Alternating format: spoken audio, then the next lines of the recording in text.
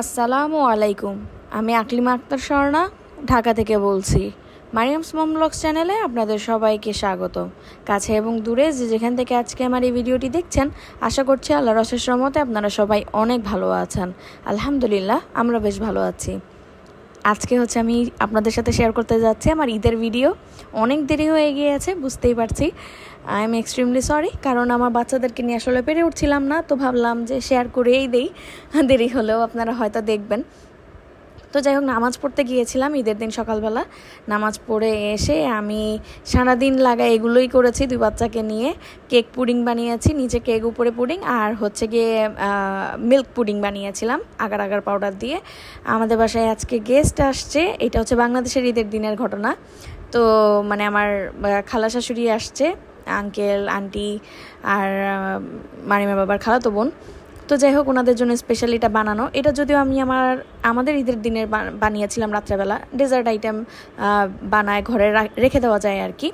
তো যাই হোক, বাংলাদেশের ঈদের দিন রাতের বেলা আমার যা এসেছিলো আমার শাশুড়ির বাসায়। তো আমরা সবাই সেখানে এই কেক পুডিং, তারপরে মিল্ক পুডিং এগুলো এনজয় করি। আন্টি অনেক কিছু নিয়ে এসেছিলো, সেগুলোও খেয়েছে। তো খুব এনজয় করেছে, আলহামদুলিল্লাহ ভালো গিয়েছে। বাংলাদেশের ঈদের তার পরের দিন, প্রথম দিন, ঈদের পরের দিন আর কি। তো সেই দিন আমাদের গিয়ে ভাবির বাসায় দাওয়াত ছিল, আমার ওয়ান অ্যান্ড অনলি জায়ের বাসায় দাওয়াত। তো আমরা যাচ্ছি, আমার খালা শাশুড়ি আর গিয়ে আমার ননাস চলে গিয়েছে আগে মারিয়ামকে নিয়ে, ইব্রাহিমকে নিয়ে আমি আর মারিয়ামের বাবা যাচ্ছি। আমার শাশুড়ি যেতে পারে নাই কোনো একটা কারণে। তো যাই হোক, ভাবির বাসায় চলে আসছি। নতুন বাসা, ভাবি এত সুন্দর করে সাজিয়েছে, সব কিছু আর কি শেয়ার করতে পারিনি, কারণ একটা প্রাইভেসির ব্যাপার থাকে। তো যাই হোক, ভাবির বারান্দাটা এত সুন্দর, বাহিরটা পুরা খোলামেলা, আর ভাবি তো গাছপ্রেমিক। তো ওই যে দেখতেই পাচ্ছেন, একটু একটু করে ভাবি গাছ লাগাচ্ছে, জোগাড় যন্ত্র করছে আর কি। এই এক বস্তা মাটি এনেছে। তো ভাবির গাছ প্রেমিক আসলে আমি বিয়ের পর থেকে দেখেছি। বাসায়ও ভাবি ইনডোর প্ল্যান্ট রাখতো, ছাদেও ভাবি অনেকটাই গার্ডেনিং করতো আর কি, ছাদ বাগান করতো। আর ভাবির ছাদের অনেক ফসলই দেখেছি, ফসল দেখেছি। তো যাই হোক, ভাবির বাসাটা ঘুরে এত ভালো লেগেছে আর কি, আপনাদেরকে বলে বোঝাতে পারবো না। আমার মেয়ে খুব এনজয় করছে, আর আমরা অনেক আড্ডা দিয়েছি, গল্প করেছি, অনেক এনজয় করেছি। তো অনেক খাওয়া দাওয়া করেছি। খাওয়া দাওয়া শেষে ভাবি নাস্তায় রেখেছিল চটপটি। এত মজা হয়েছে চটপটিটা যে আপনাদেরকে বলে বোঝাতে পারবো না, অসম্ভব। আর আমার যা কিন্তু অনেক গুণী। তো যাই হোক, এটা তারপরের দিন আমাদের বাসায় আমি নাস্তা বানিয়েছি মারিমের জন্য। ফ্রেঞ্চ ফ্রাই, নাগেট ভেজেছি, আর চিকেন বল ভেজেছি, সাথে মেয়োনিজ করেছিলাম।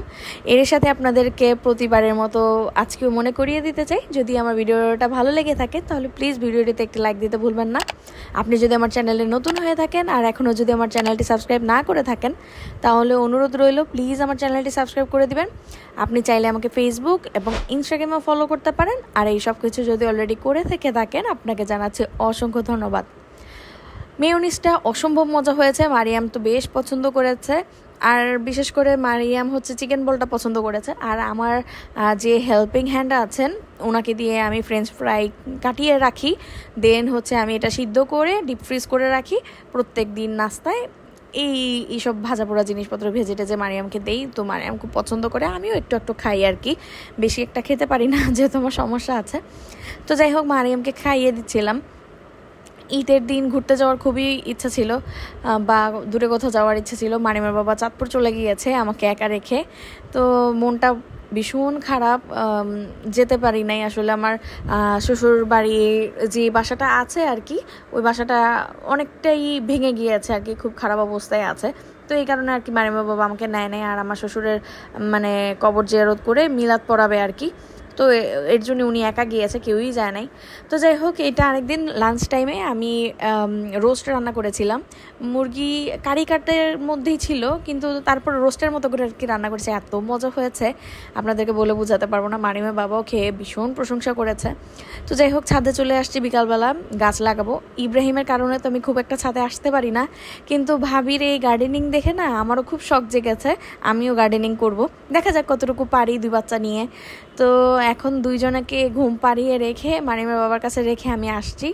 এসে গিয়ে চেষ্টা করতেছি আর কি কিছু একটা করার। আর ভাবিদের বাসার সামনে থেকে না আমি এই সার মাটিটা নিয়ে আসছি, একেবারে রেডি সয়েল আর কি, এখানে সারটার অনেক কিছু দিয়ে মিক্সড করা। ভাবির বাসার ঠিক অপোজিটে একটা নার্সারি ছিল আর কি, ওই দিক থেকে এনেছি। তো যাই হোক সেদিন করেছি, হঠাৎ করে মাথার উপর দিয়ে না প্লেন যাচ্ছিল, তো সেটা একটু রেকর্ড করেছি। আর টুকটাক পটের মধ্যে আমি মাটি দিয়েছি। আর ওদের যে মারিয়ামের ওয়েট টিস্যুর যে ডিব্বাটা সেটা ফুটা করা লাগবে, সসের ডিব্বাটা সেটা ফুটা করা লাগবে। তো এগুলো করব আস্তে ধীরে। তো এর জন্য বাসায় নিয়ে চলে আসছি, তাড়াহুড়ো করেই করেছি যতটুকু পেরেছে। তো আজকে হচ্ছে আরেকটা দিন, মারিয়ামের বাবাকে খুব জোর করে নিয়ে বের হয়েছি যে আমি বাইরে যাব, ঘুরবো, একটু হাঁটবো আপনার সাথে।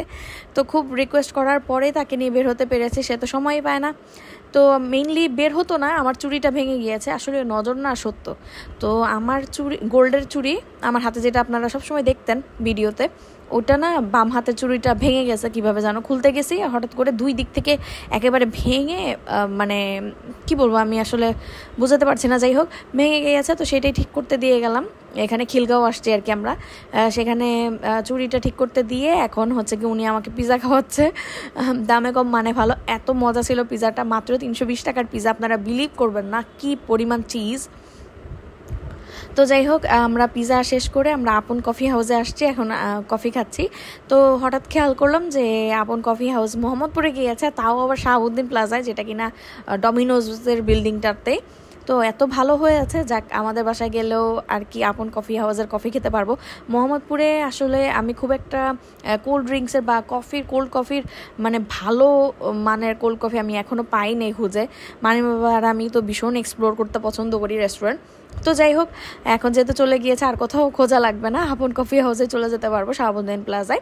আপনারা চাইলে মোহাম্মদপুর থেকে যারা দেখবেন তারা ট্রাই করতে পারেন, ডমিনোজের বিল্ডিং, যেটা শাহাবুদ্দিন প্লাজা, রিং রোড। তো যাই হোক কফি খেতে খেতে বাসায় চলে যাচ্ছি, বৃষ্টি হচ্ছে প্রচণ্ড। এই ছিল আমার আজকের ভিডিওটা কেমন লাগলো কমেন্ট করে জানাতে ভুলবেন না। সবাই সুস্থ থাকবেন, ভালো থাকবেন, আমাদের জন্য বেশি বেশি দোয়া করবেন। আল্লাহ হাফেজ, আসসালামু আলাইকুম।